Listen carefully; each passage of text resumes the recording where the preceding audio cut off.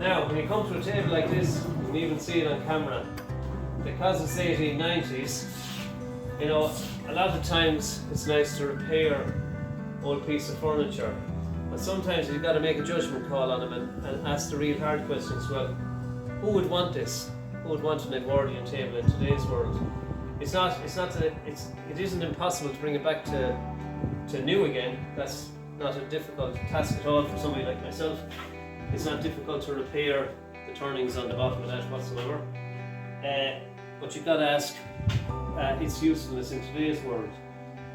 So sometimes we need to make the decision, well, do we use it for its wood value because wood is 100 years old and we make new projects out of them from the old wood. If I take this guy out here, I'm just going to open the winder again, and if I take out the leaf here, we'll see that if I turn it this way, if I take out the leaf here as shown, these are just end-grain pieces added on and they're literally nailed on. So the Irish version of this table, it's not the most expensive. I'd say it's adorned farmhouse where there was a bit of wealth maybe and large families. I'm only guesstimating that, I could be totally wrong. But just from the way it is made, when there's nails used, it's always a sign that materials might have been scarce and it was made in a small maker's workshop. It's well made. Timber's beautiful, as you can see there, plenty of bird shite on it there to adorn it. It hasn't got any water damage to it, so it's probably stored outside the shed somewhere. It is bowed. Now in my case, I've decided I'm not going to bring it back to life. I think it's had its day, it's done its day. However, the beauty about old furniture like this, and I hate when people call it just old brown furniture. Yes, it's old and it's brown, but the material in it is quality. And the way it was produced is quality. And here I am 120 odd years later with it in my workshop, ready to reconstitute it into something beautiful again and give it another life. So I've decided that I'm going to make different projects out of it. And of course the tops lend themselves to what they actually are, tops. I've got an office desk above my office, that's the first thing. And the top was damaged or taken off it, so there's only plywood topping it. And it just so happens that this leaf here in white oak is exactly the length by the width, exactly down to within 1/4 of an inch. So I'm going to take that apart, I'm going to clean the boards down, send them through the surfacer and thicknesser, clean them down, rejoint them, probably put a new edge on it just to build it up a little bit, and that will serve my purposes in my own office for quite some time, for the rest of my days on this planet I'm sure anyway. So that's the inner leaf, that's its use. And if we come back to the rest of the table, the actual one leaf for one side of the original table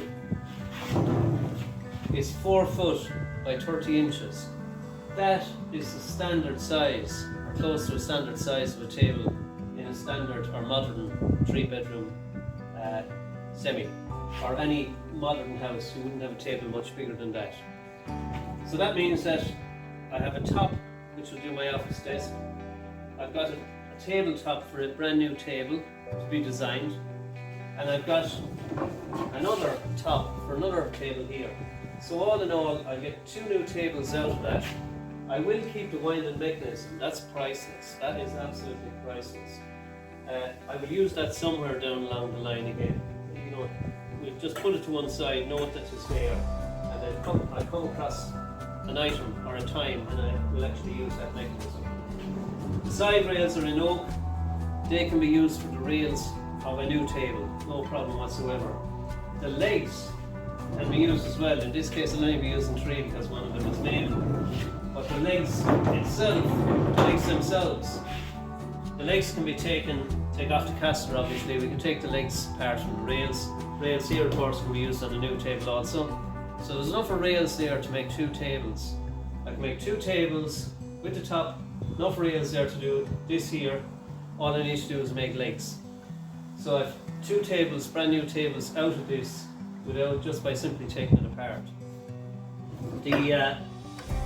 legs can be popped onto the lathe and we can actually turn them down into a post, or we can square them, whichever the case may be, but they don't go to waste no more.